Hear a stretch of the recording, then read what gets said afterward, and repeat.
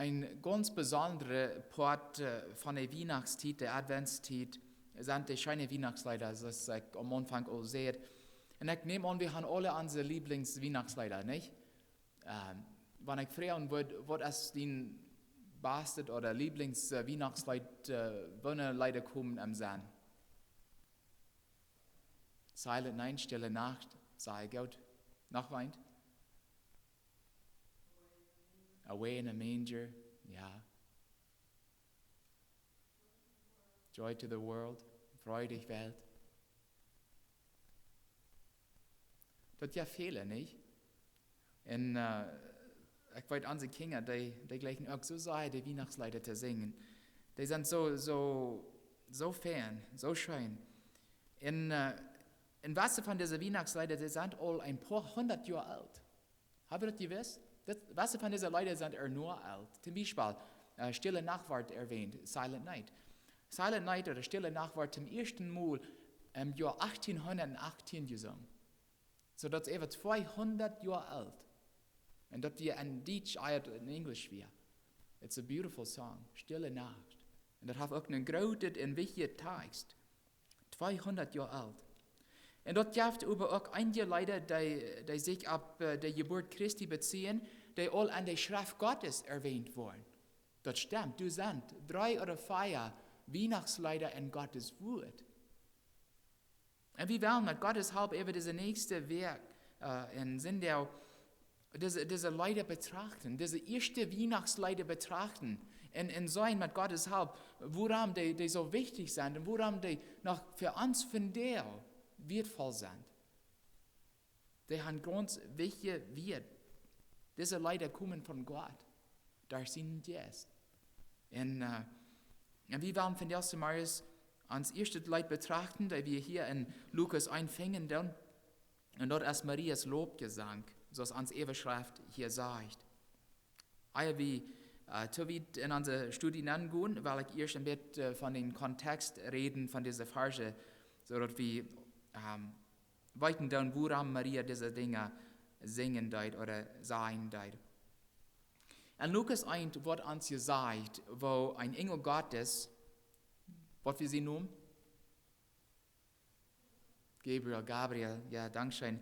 Ein Engel Gottes, Gabriel, Zacharias, ein Priester, erschienen ist, ihm eine sehr gute Nachricht zu bringen. Was sagt Gabriel zu ihm? Hey, wird Wort.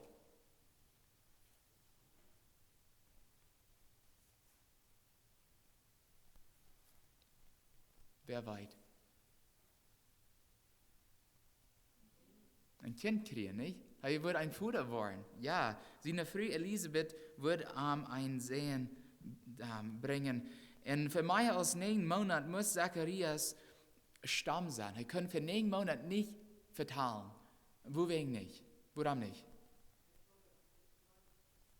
Ich glaube, er wollte das vielleicht glauben, doch. Er deit nicht, ja. Als das uns mal passiert, wo wir vielleicht so eine gute Nachricht gekriegt haben, dass das so schwer zu glauben ist, dass das wirklich so ist. Wir wollen das glauben, aber wir weiten immer, das ist allmählich. Und das wir sehen lernen. Haben wir alle, in seiner Früh wir auch alle, die haben all 2 Jahre dafür gebetet. Und Gabriel sagte am Kimmer, und die Gebete sind von Gott gehört worden. Und dort sagt uns, dass wenn wir für eine Sache für eine längere Zeit beten, dann, für Jahre beten, dann meine ich, dass Gott nicht unsere Gebete hört. Gott hört die. Aber die haben auch seinen Willen und seinen Zeit. Und manchmal sagt Gott, die müssen warten. Mein Zeit ist anders als was die würden gleichen. Und Gabriel sagte, die Gebete sind gehört worden, die wollen ein Sehen kriegen. Wer weiß, wo das Jung heiten wird? Johannes, der Deiber, ja, Johannes. Und er hat sich sehr gefreut, aber er wollte nicht, er konnte nicht kurz am Anfang bleiben, deswegen musste er für 9 Monate sterben sein. Und dort wird der schwer für ihn gewesen sein, so eine gute Nachricht kriegen, und dann können nicht einmal andere dort sein. Dort wird schwer sein. Aber seine Frau weiß mehr kurz, was er erfahren hat. Er könnte dort vielleicht für er ausschreiben, so dass sie das lesen können und so wieder. der haben sich sehr gefreut. Und dann sieht der Engel auch dort Maria ein Kind kriegen wird. Und Maria wie Elisabeth eher nicht, und sie wird viel jünger als Elisabeth. Die Schrift sagt uns, wo der Engel Gabriel zu Maria sagt, in Vers 35 von Lukas 1, der Herr Jesus wird über die kommen, und den Allerhöchsten seine Kraft wird aus ein Schoten über die kommen, und du wegen wird der Herr, der von dir geboren worden soll, Gott sein Sehen genannt worden. So Gabriel als Zacharias erschien und auch Maria. Und Gottes Wort sagt uns auch, dass Maria für die letzten 3 Monate von Elisabeths Schwangerschaft bleibt. Maria bleibt bei Zacharias und Elisabeth. Und da können sogar mögliche was sein, dass Maria du mit antaubt, wie aus Johannes geboren wird. Sei wir als 6 Monate lang und dann bleibt sie du für 3 Monate. Nicht? So das geht möglich, dass Maria auch du wie aus Johannes geboren wird. Sehr interessant, wenn einer darüber denken wird. Und dann in Lukas 1, Vers 41 bis 45 lesen wir, was passierte, als Maria bei Zacharias am Haus anging und Elisabeth begrüßt. Gottes Wort sagt, als Elisabeth den Gruß von Maria hier, dann sprang dort Kind, Johannes, am Mutterlief, und voll vom Herrchen Jesus, mit einer lüde Stimme, seht Elisabeth, begnudigt bist du, Maria, mangt dich frühes, und begnudigt ist das Kind, dort von dir wird geboren worden. Aber woran ich dort verreicht, dort mein Haar seine Mutter in mich kommen soll, wie sobald aus meine Ohren dienen Grüß hielten, sprung mir dort Kind am Mutterlief mit Frieden. Gesegnet es sei, der dort geläuft, dort es so rankommen wird, aus der Harte gesagt hat. Und dort wie der Herr Jesus, der diese Dinge durch Elisabeth reden deut. Und das ist interessant, denkst Elisabeth, wie der früh von einer Priester, und sie wie auch viel alle aus Maria, und sie sagt zu Maria, woran sie so gesegnet, dass die Mutter des Herrn in mich kommt. Das ist nicht interessant, sie wissen von vorn Horten, was Maria geschehen ist, und das zu sein, dass Gott durch ihr reden deut. Und ich nehme an, dass diese wird eine sehr große Ermutigung und Trost für Maria werden. Wenn wir daran denken, dass als Gabriel zu ihr erschienen wir, bestätigt Gabriel Gottes Fähigkeit, seinen Plan auszuführen, indem er sagt in Vers 36, und kicke mal, diene nicht Elisabeth, dreich nu an ihre Ölle der auch ein Kind, von der du gesagt ward, dass sie nicht können Kinder haben, sei es nu an der 6. Monat. So, das sagt Gabriel zu ihr, ihren Glauben zu stärken. Und wie es Elisabeth alle, wie würden Maria gewusst haben, dass Gott muss ein Wunder getan haben, dass sie nu auch schwanger wird. Hij will Maria wiesen, mal, das, was ich dir sage, das ist Wahrheit. Und das zu bestätigen, ich habe für die auch andere nur recht, die nicht als 6 Monate der Länge sei schwanger. Und nur dem, dass Maria das hier, wie Glauben steigt, so dass sollte Gabriel sein können. Und das lese ich in Vers 38. Ich sehe hier den Herrn zu deinen, lud mit mir worden, was du gesagt hast. Eine sehr sichere Antwort, nicht? Und sei wir nicht sehr alt. Sei wir nicht. Sei wir ein junger Jahr. Und dort sei Gabriel sein können, Kimmel, ich sehe hier den Herrn zu deinen, lud mit mir worden, was du sagst. Das sind kraftvolle wir. Und aber kann ich auch annehmen, dass sie vielleicht zweimal im Bett sicher war, ob der Engel Gabriel wirklich erschienen wird oder ob sie bloß einen Traum gehabt haben. Habe ich mal so einen Traum gehabt, was so klar wird, dass wir nicht mal sicher wissen, ob das geschehen wird oder ob wir das bloß geträumt haben. Das ist mir mal passiert und vielleicht ist das auch manchmal so, durch ihre Gedanken gegangen, vielleicht habe ich das bloß geträumt. Ein Engel Gottes ist in mir gekommen, woran mir? Ich sehe bloß mir ja, was will Gott mit mir? Und dann wirst du wahrscheinlich neugierig wie um zu sein, ob das alle sterben deit. Ging es seine Ehre nicht, Elisabeth, um zu sein, ob das wirklich so wird.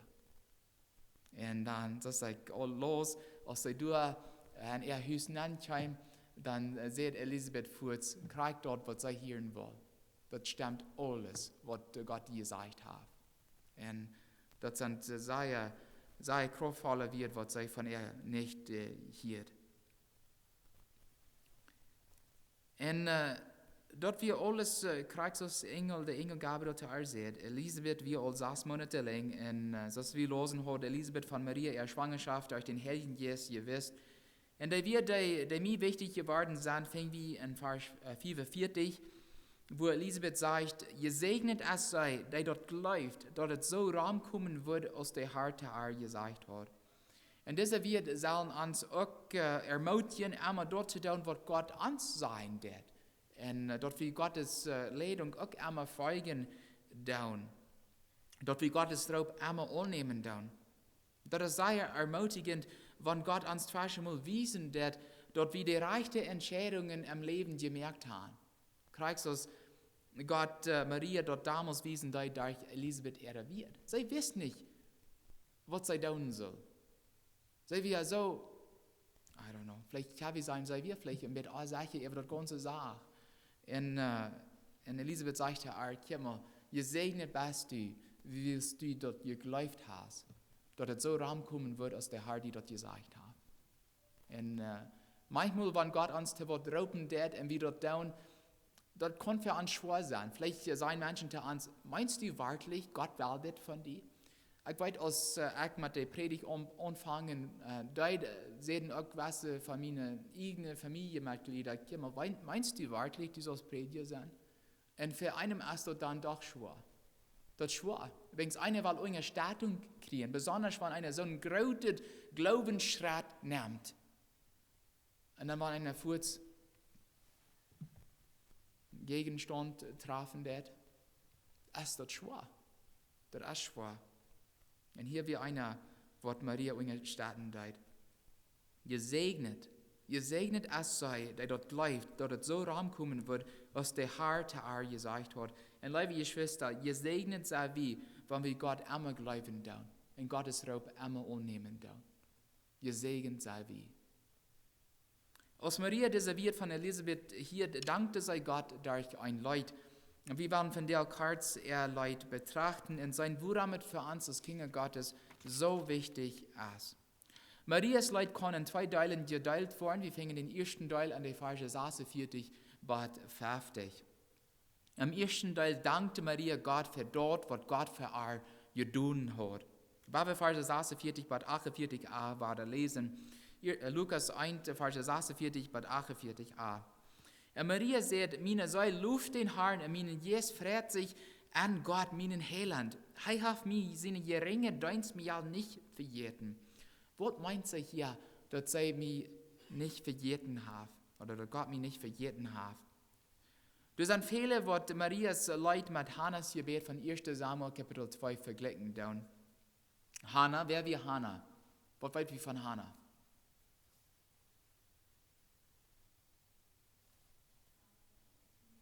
Samuels Mama, ja. Können sie auch für mehrere Jahre Kinder haben, oder sie können nicht, das weiß wir. Und Samuel wie ein Wunderbaby, können wir so sein, ein Geschenk Gottes. Wir dort sehr schwor, dass sie nicht Kinder haben können. Damals, wenn früher nicht Kinder haben können, haben sie dort aus einem Fluch Gottes genommen. Und dort wir für ihr besonders schwor, wenn ihr Mann auch eine zweite Früh hat. Penina. Und Penina können Kinder haben. In 1. Samuel 1, Verse 6 und 7 sagt Gottes Wort, Penina, dann deit Hannah sehr verachten und beleidigen, wegen der Herr kein Kind gegeben hat. Und das war jedes Mal, wenn sie in dem Herrn sein Haus gingen, perkert Penina durch so viel an, dass Hannah nicht eten können und einfach healen muss. Ging das sehr schlecht. Und wir können uns verstehen, dass das für Hannah sehr schwer wird. Und Hannah betete Gott, durch beim Tempel Gottes, oder beim Tabernakel, das wir in Englisch sagen, der Stiftshütte. Und sie mögt ein Versprechen mit Gott an ihr Gebet und sagt, das ist Vers 11 von 1. Samuel 1. Herr, der alles regiert, wenn du wirklich mein Elend ansehen wirst und für mich deinen einstuhlen wirst und du mir einen Segen geben wirst, Herr, dann war ich arm, die geben, solange es lebt, in dem war niemals seine Haare aufgeschnitten worden. Vers 19 bei 20. En de Herr wir bedacht en Hannah ward schwanger in Krieg eine Tijd einen Sehen, en sie gaf am den Namen Samuel. En als Samuel dann ein paar Jahre alt war, dann brach Hannah am eine Silo, wo Gottes Stiftshütte damals war. En dann hat sie zu Gott gebet, Herr, mein Hort rannt ever für dich. Am Herrn ist meine Kraft so viel mehr. Kick freundlich für dich, wird mich trotzen tun, so frag mich zu deiner Hilfe. Gott hat ihr Gebet gehört und ihn schon wahrgenommen. Er hat seine geringen Dienerin nicht vergeten. Aber wenn wir Marias Lehre ankicken und Marias Lehre mit Hannas Lehre vergleichen, dort ist nur verschieden. Sei wir nicht eine ältere Frau, die nicht Kinder haben können, sei wir ein zwischen 12 und 15 Jahre im Jahr. Kann wir uns das verstehen? Das wird Bibelforscher glauben, dass Maria zwischen 12 und 15 war. Warum sagt sie dann, dass hat mir seine geringere Dienstmahl nicht vergeten? Diese wird geringe Dienstmahl wiesen ans, dass Maria sich selbst als eine treue und gehorsame Kind Gottes teilen wird. Und sie wird nicht arg, sie wird auch so. Sie wird Gott treu geblieben. In Lukas 1,28 sagt Gabriel sogar zu ihr, ein Gruß an dich, du Begnadigte, der Herr ist mit dir. Und dann sagt der Gabriel auch in Vers 30, oder sagt Gottes Wort in Vers 30, Maria, fürcht dich nicht, du hast bei Gott Gnade gefangen. Ist es nicht wunderbar, wenn Gott uns sagt, ich habe die Gebete hier, die hast bei Gott Gnade gefangen. Und was sagt Gottes Wort? Wer fängt Gnade bei Gott? Ans Antwort fingen wir in Jakobus Kapitel 4, Vers 6. Jakobus 4, Vers 6 sagt, Gott ist gegen die, die stolz sind, über die, die wo sind? Demütig. Dankeschön. Die, die demütig sind, gibt er Gnade. Was Gott von Maria verlangt hat, wird eine sehr große Sache. Das wird eine sehr große Sache. Maria wusste, dass wenn die Menschen dort anworden würden, dass sie schwanger wird, würden sie auch als eine Hure unsein. Sie wusste, dass nur dem Gesetz Mose können sie sogar angebracht werden, bis sie Josef unvertraut wird. Und obwohl sie diese Dinge wissen, was sagt sie zu Gabriel? Ich sehe hier den Herrn zu dein, laut mit mir wollen, was dir gesagt hast. Was für eine wunderbare Einstellung. Sie wissen, dass Gottes Willen zu tun immer das ganz Beste ist, was wir am Leben tun können. Und sie will sagen, dass Gott auch für ihren Gehorsam beschützen und auch segnen kann. Sie sagt in ihrem Gebet, Vers 48 bei, von nun an wollen alle Generationen sein, dass ich gesegnet sie. Ein Bibelforscher schreibt, hat Maria diese wird hochmütig gemeint? Wie sie stolz über diese Sache? Was glaube ich? Wie sie stolz über? Ich glaube nicht. Ich glaube, sie hat eigentlich auch ein bisschen Angst. Ich glaube nicht, dass sie stolz wird. Sie wird nicht stolz. Sie sah und sie nahm dort Geschenk an, was Gott ihr gegeben hat. Stolz sein, liebe Geschwister, als wenn wir Gottes Geschenk oder seine Geschenke zu Zeit starten tun, oder wenn wir Anerkennung annehmen tun für dort, was Gott durch uns oder für uns zu tun hat. Dort ist Stolz sein. Demütig sein, als die Geschenke anzunehmen, die Gott uns gibt, und die dann auch brücken, um Gott zu preisen und Gott zu dienen. Das wird Maria tut. Und dann sagt dieser Schreiber, statt die Gott gegebene Geschenke nicht zu sehen, dank Gott für dich und brück dich, um Gott zu verherrlichen. Das wird Maria tut. Gott segnete Maria nicht wegen ihrer Gerechtigkeit oder ihrer guten Worte, aber wir sei wahrlich wir von Gott gebrückt zu werden.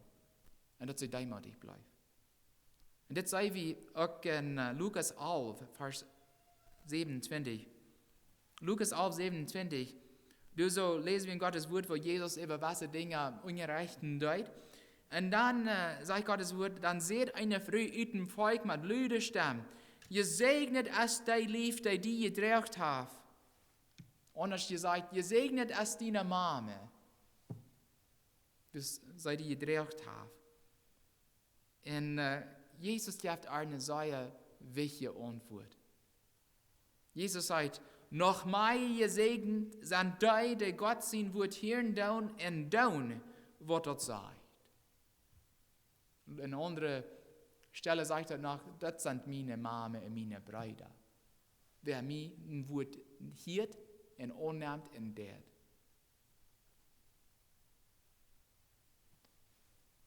Deswegen wir Maria gesegnet, wie es sei Gottes Wort deid. Und in Leid dankt Maria Gott, dass er an ihr gedacht hat, seinen Plan auszuführen. Gott will uns durch unseren Gehorsam am gegenüber auch segnen, liebe Geschwister, weil wir immer dort tun, wozu Gott uns rauben wird. Und weil wir auch an unsere Kinder denken, manchmal glaube ich, dass unsere Kinder oder Jugendliche, die sind nicht alt genug, das an die Kirche zu tun oder dort an die Kirche zu tun. Die sind noch Kinder. Hier hat Gott ein Jahr, wo zwischen 12 und 15 Jahren wir geraubt, das ganz gratis Geschenk unternehmen. Sie soll Jesus Christus gewähren. Und sie sagt, du mit mir wollen, was du gesagt hast. Weil wir für unsere Kinder und die Jugendlichen beten, dass von Gott entrauben wird, für ganz besondere Abgaben, dass sie dann auch gehorsam sind. Und dort tun, was Gott von ihnen verlangt. Am zweiten Teil von Marias Leid erklärt Maria Gottes Mitleid der Menschheit gegenüber. Sie sagt in Vers 50, er wird immer mit dir mitfeilen, die am fürchten. Luther eben sagten wird anders, und seine Barmherzigkeit wird von Geschlecht zu Geschlecht bei denen, die ihn fürchten. Gottes Furcht ist eng mit Demut verbunden. Gott zu fürchten, müssen wir erst unsere Geringheit vor Gott ansehen. Wenn wir vor Gott demutig bleiben, verspricht Gott uns zu segnen, so Salomo in Sprüche 22, Vers 4 sagt, demutig sein und den Herrn fürchten bringt Reichtum ihr in Leben. Demutig sein. Und dann in Vers 51 bis 53 gibt Maria verschiedene Beispiele, von wo Gott die Demutigen segnet. Das ist, was sie sagt. Gott hat mit seinen Armen gewaltige Dinge getan, und die an dort elend gestalt, die an sich stolz sind. Er hat Königs vom Thron gestarrt, und die zu ihren gebracht, die leeg stehen. Er hat die hungrige Gaude Taukumen luten, über die Ricke mit Ladje hängen wachgeschickt. Und als ich das los, dann gingen meine Gedanken waren in 1. Samuel 3, als der junge Samuel dem Herrn, Eli, deint, erschien der Herr am Org und sehte am dort, Eli seine Nukommen, seine Kinder ab einmal bestrufen wird, für dort Beise, was seine Kinder deuten, besonders wie sie Gottes Nomen, Gott selten lastern deuten. Und so ist es auch ausgefallen, einen Tag brach Gott Elis 2 Sehens an, und als Eli das hielt, was ist mit ihm passiert?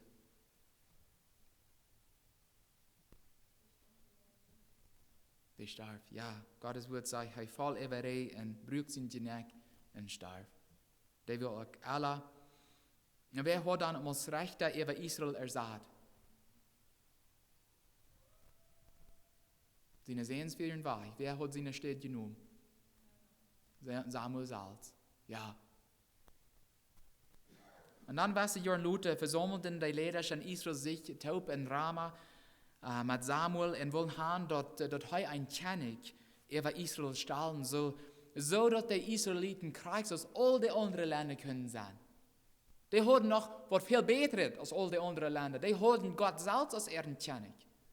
Und das wollen sie nicht mehr. Die wollen einen physischen König über ihren haben und Gott teilt auch. Und wer hat Gott als der erste König über Israel gewählt? Vor David wer? Saul. Ja. Und dort hat nicht lange gedauert, was Saul gegen Gott stalt und rebellisch war. Und dann hat Gott dort leid, dass er Saul zum König gemerkt hat, wie er sich von ihm weggedreht hat und seine Gebote nicht mehr gehorchen deit. Also schickte Gott Samuel nach Saul, um Amt zu sein. 1. Samuel 15, 28. Der Herr hat dort Königreich von dir gereden und hat dort einen anderen gegeben, der besser ist als du. Und so sagt Goliath, sagt, dort wird David. Und dann schickte Gott Samuel nach Bethlehem, um David einzuwaschen. 9 und 15 Jahre jung, als zukünftiger König zu salben, wie es der am vom Horten gefällt hat. War er? Nicht ein ausgewachsener Mann, ein Jung. Zwischen 9 und 15 wie David damals. Gott wählte einen jungen Schubhort aus Hort über sein Volk zu sein. Und der Psalm sagt über David in Psalm 78, Vers 70 bis 72. Psalm 78, Vers 70 bis 72. Gott wählt sich David, seinen Diener, und holt ihn von der Schubhachs. Er holt ihn von dort, wo er der Schub mit Lahmheit, Jakob zu halten, sein eigenes Volk Israel. Er wird aus ein Hort treu und von Horten abrichtig und Verstand an flietig zu lehren. Und stimmt das nicht korrekt mit dort mit, was Maria an ihr Leid sagt? Er hat Königs vom Thron gestarrt und deite ihren gebracht, der Leistung. Das wird Davids Geschichte. Das wird Marias Geschichte. Hast du nicht ans Geschichte? Wo wir zu einer Zeit, wie Gott deiten. Wir werden so verloren, so versklavt. Und dann hat Gott uns von all dort rütgerat.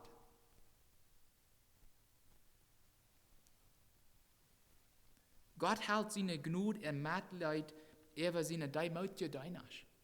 Das sei wie immer wahr in Gottes Wort. Maria hat es belebt, Hannah, Samuel und David auch. Und manchmal fühlen wir uns nur klein und unwichtig, wenn wir uns mit anderen Kindern Gottes vergleichen, dann die großen und wunderbaren Dinge für Gott haben können. Wir fühlen nur klein.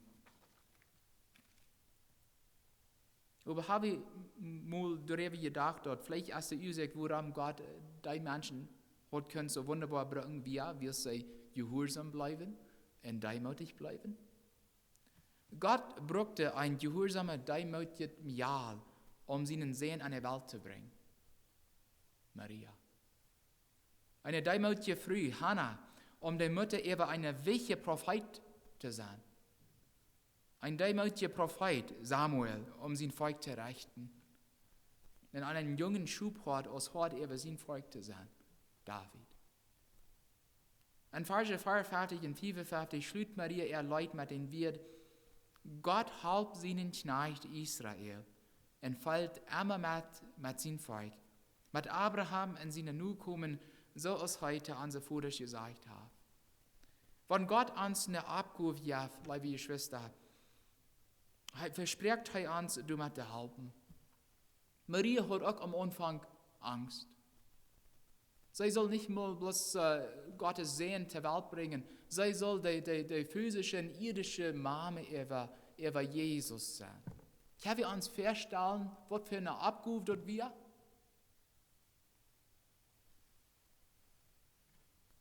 Sie hat Angst. Sie wird über viele Dinge unsicher.